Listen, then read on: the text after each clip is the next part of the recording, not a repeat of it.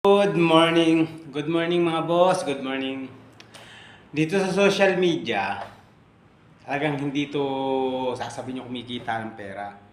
Hindi naman talaga to kumikita ng pera ng gano'ng kabilis. Parang investing. Kumbaga, pag kami pumatok, ang inimbest namin, kumita.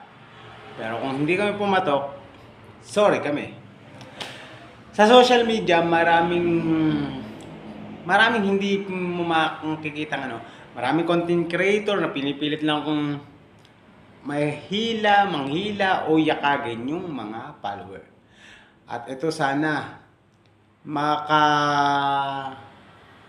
magkameron ng kahit konting bigay para sa inyo ha. Kayo bilang hindi mga content creator o mga baguhan kagaya ko, panoorin nyo yung video ng isang tao.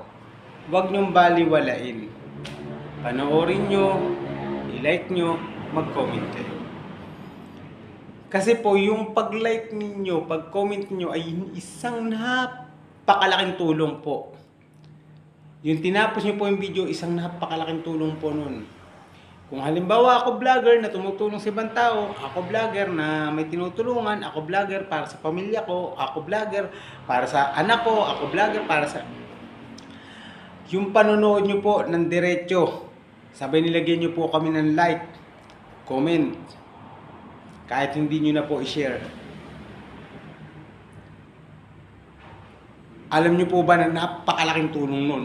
At yun parang isang 5 centavos. Sabihin natin 1 cents. Ang pinanood mo, tinapos mo, 1 cents ang natapos mo. Naibigay mo sa amin.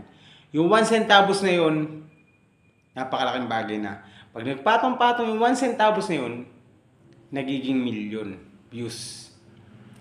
Magiging $1. Ang laki.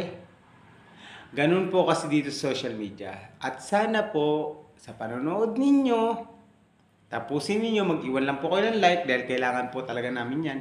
Tulong po yan sa amin yung like ninyo at yung comment ninyo. Tulong po yan.